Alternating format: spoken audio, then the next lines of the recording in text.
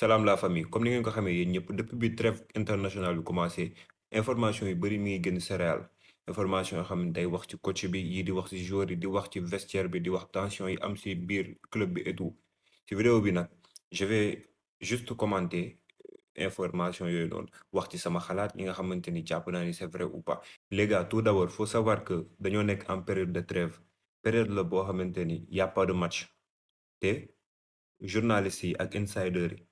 il faut qu'ils travaillent donc on peut dire que trêve arrangé wu leen il faut que ñu am affaire yoo xamante ni dinañ si mën a wax di si mën a jaay pour voilà pour vivre quoi c'est tout à fait normal donc dañoo nekk si période boo xamante ni on va entendre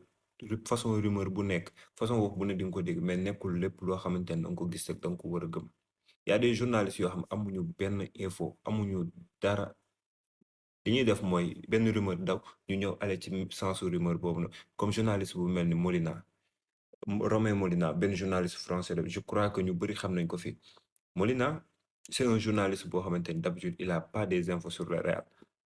am na information bu mu génn woon sax ba gars yi démentiroon ko carrément amul info sur Real heure su ay rumeur amee si Real mu profité aussi ñëw dugal ay information am ni lii ak lii ak lii moo xew ay info yoo xamante ni amul bopp amul genn d'ailleurs si vidéo bi dinaa commenter info yu bëri yoo xamante ni moom wax na ko man problème yi li ma woon mooy communauté Real Madrid ñu si bëri dama yaakaar dañoo desee xam seen club encore quoi dañoo desee xam seen club puisque voilà am na info yoo xamante ni ça n'a aucun sens nga gis joueurs yi di ko nga gis pardon supporters yi di ko gëm ba jàpp ay joueurs di leen saaga wala ñii di jàpp coach bi mais fi ma njëkk a commencé mooy démb am na information bu njëkk a génn mooy dañuy Vinicius ak Bellingham ak Valverde ñooy 3 joueurs cadres yi nga xamante ni ñoom ñoo décidé ni dañuy yàkkal Alonso information boobu man déjà man j'y crois pas li may wax nii nag lépp nag amul dara loo xamante ni bii nii c'est avéré wala c'est vérifié man sama avis bopp kese lay joxe man information boobu noonu j'y crois pas parce que on peut pas me dire joueur bu mel ni Valverde on connaît son caractère mën na mel nu ko neex mais c'est un joueur qui aime le Real et qui met le Real au-dessus de tout peu importe la xew moom intérêt Real lay xool donc on peut pas venir me dire que Valverde boobu noonu mooy jéem a saboter équipe bi loolu ça n'a aucun sens voilà même sacrifice yi mu doon def bi ko Ancelotti di yor ak Zidane maanaam di nangoo jouer ay latéral di nangoo jouer ay excentré bañ a jouer poste am muy milieu de terrain yëpp mu ngi ko doon nangu di ko def donc Valverde je vois pas lan moo war a mën a tax mu ni day yàq vestiaire bi Vinicius mën nañ comprendre si kawam mais Vinicius n'a jamais été joueur bi nga xamante ni moom la ñu bëgg décrire ce joueur détestable joueur boo xamante ni day créer problème voilà Vinicius c'est un mec boo xamante ni il fonctionne à l'affect il doit sentir que le coach il l'aime mais euh, mën na am ay problème ak coach bi quoi mais de là à créer des problèmes comme par exemple di bañ a jouer et tout ba pare loolu ça n'a aucun sens ñun Vinicius 2 derniers matchs yi Real Football contre Rayo Vallecano comme contre Liverpool Vinicius c'était l'un des rares joueurs yi nga xamante ni il se donnait mi ngi doon joxe lu mu mën si biir terrain bi donc ça n'a aucun sens ñun joueur boobu noonu day jéem a saboter pour ñu dàq coach bi et tout man je vois pas ban sens la am après Bellingham même quand le match est difficile même quand il n'est pas bon si terrain il se donne à fond te ba léegi c'est la même chose Bellingham kër gis nañ ko am na benn repli défensif bu Asensio yi def Bellingham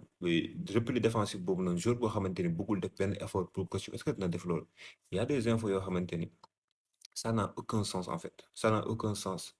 bref information boobu ça m'a saoulé mais bon passons à la suite. Il y a une autre information qui dit Xabi Alonso avait l'idée de jouer avec une défense à 3. Certains joueurs l'ont presque accusé de faire du favoritisme à cause des statuts des joueurs offensifs. Dégg nga ma wax dof yooyu noonu joueurs yi ñoom ñooy décider kuy football ou pas. D'ailleurs je pense que loolu joueurs yi sax ñoom la war a gën a mën a neex puisque loolu day mettre en valeur suñu 2 joueurs offensifs muy Mbappé di Vinicius ba pare milieu terrain bi dina mën a gën a mën a am opportunité utiliser ay yeneen options bref ça n'a aucun sens ça n'a aucun sens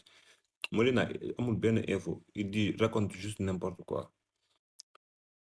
Bref, l'autre info sur Rodrigo, tout le monde au Real savait que le père de Rodrigo lui cherchait un autre club cet été,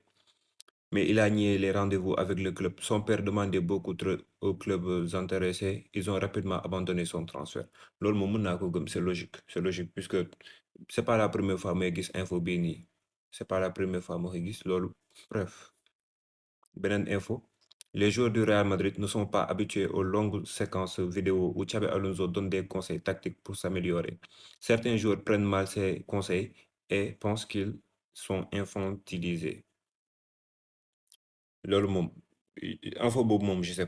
pas peut-être que c'est vrai peut-être pas mais si c'est vrai honnêtement joueurs yi c'est des princesses quoi c'est des princesses et ils doivent se remettre en question voilà parce que c'est pas à eux de décider ba xam coach bi séance am nii la koy coach bi nii lay doxalee planning am ou pas c'est pas à eux de décider ça ils doivent laisser le coach travailler comme il le sent donc c'est n'importe quoi encore une fois.